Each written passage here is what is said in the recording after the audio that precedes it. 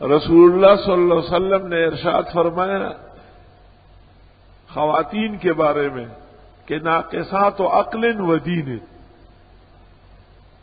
ان کی عقل بھی کم ہے اور دین بھی کمزور ہے۔ تو خواتین نے دریافت کیا حضرت کیا وجہ ہے؟ آپ نے ارشاد فرمایا 2 عورتوں کی گواہی 1 مرد کے برابر ہے۔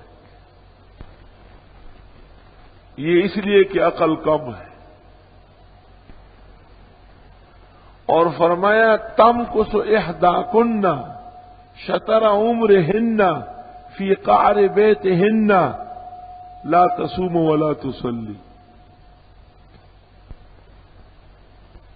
زندگی کے نصف حصہ، اچھا خاصا حصہ عورت گھر میں بیٹھی رہتی ہے، نہ نماز پڑھ سکتی ہے، نہ روزہ رکھ سکتی ہے، ناپاکی کے دن آتے ہیں۔ تو دیکھو جس حصے میں عبادت نہیں ہے رسول اللہ صلی اللہ علیہ وسلم اس کو ناقص فرما رہا ہے، ناقص ہے، ناقصات و عقل و دین۔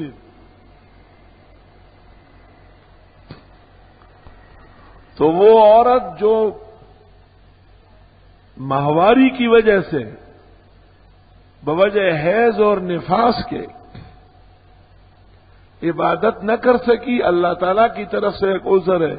آپ نے خود ارشاد فرمایا بیبیوں کو جب حج کے موسم میں ماہواری آئی اور غمگین تھی اور رو رہی تھی کہ ہماری عبادت رہ جائے گی، حج تو گنتی کے دن ہے، تو آپ نے ارشاد فرمایا امر کتبہ اللہ علی بنات آدم، یہ تو ایک فیصلہ ہے اللہ تعالیٰ نے آدم علیہ السلام کی بیٹیوں کے اوپر رکھا ہے، روئے یا نہ روئے تو سہنا پڑے گا۔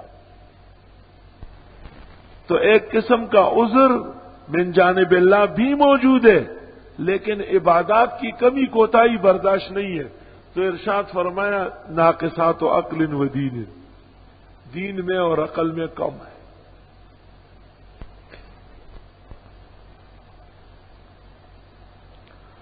چنانچہ صرف ارشاد نہیں فرمایا بلکہ اس پر عمل کرایا۔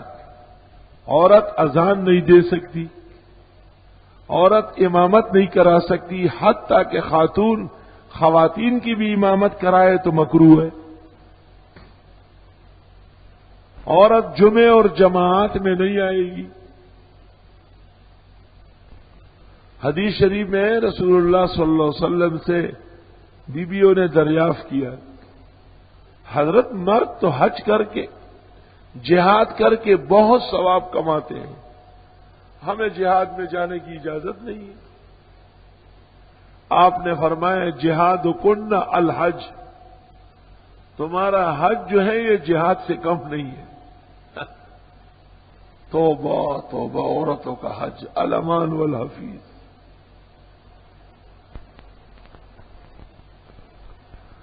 ہمارے استاد محترم مولانا لطف اللہ صاحب رحمۃ اللہ علیہ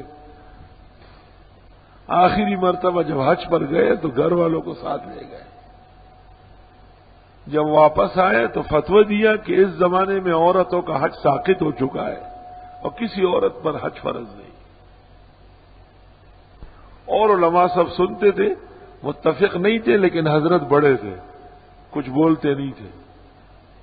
مطلب یہ کہ تکلیف اتنی زیادہ ہوئی، صدمے اور پریشانی، میں تو خود حیران ہوں کہ یہ عورتیں جو حج کر کے آ جاتی ہیں پھر یہ پردے کے قائل نہیں ہوتی، کیونکہ وہاں مردوں کے ساتھ مل ملا وصل کے گھومتی پھرتی ہے، وہ اختیار میں تو کسی کا ہوتا نہیں ہے۔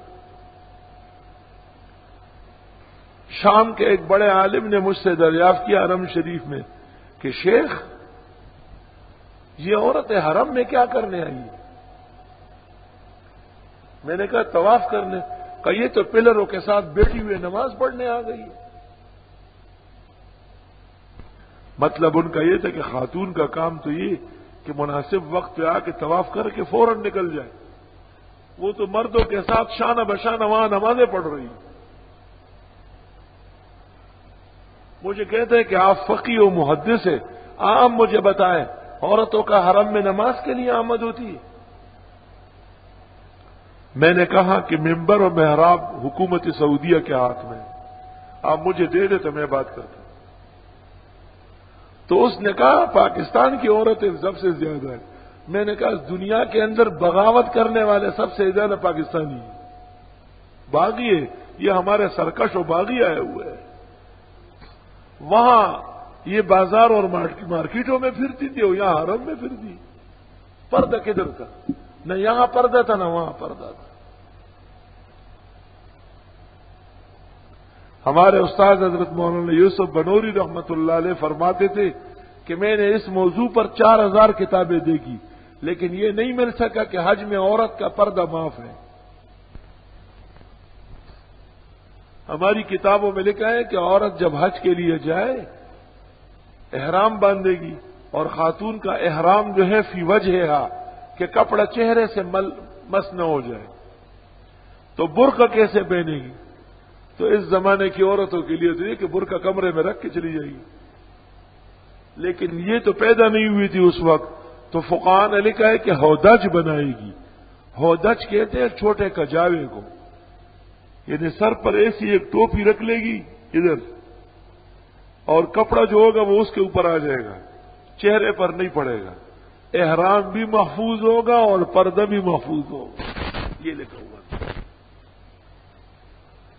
اب بعض پردنشین ملکوں کی عورتیں جب اس طرح نظر آ جاتی ہے تو لوگ متعجب ہو جاتے ہیں کہ یہ کون سی عورت آئی، چہرے پر کوئی لکڑی رکھی ہے اور پھر اس کے اوپر پردہ ڈالا ہے۔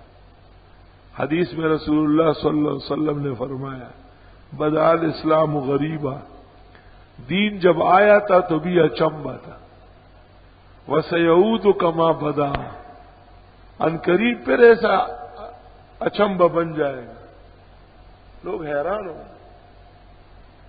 فطوبى للغرباء، ایسے اچنبی نگاہوں سے دیکھے جانے والوں کو مبارک ہو۔ وہ ہمارے ایک دوست کی بیوی بہت مضبوط پردہ کرتی تھی، کچھ مدت تک تو اس دوست نے بھی ساتھ دے دیا، لیکن عورتوں کی سازش و چال بڑی سخت ہوتی ہے۔ اللہ تعالیٰ نے قرآن شریف میں شیطان کے بارے میں کہا کہ اس کی چال کمزور ہے، لیکن عورت کے لیے کہا ان کیدکن عظیم، ان کی چال بہت زہریلی ہوتی ہے۔ خاون کو کہا کہ اور تو خیر ہے لیکن میں کہیں چلی جاتی ہے تو لوگ مجھے حیرانگی سے دیکھتے ہیں، تو اس غریب نے بھی کہا چلو یہ اتارو، دوسرا ایسا برقع سر پہ ڈالو جس کا برقع ہونا ہی ضروری نہ ہو۔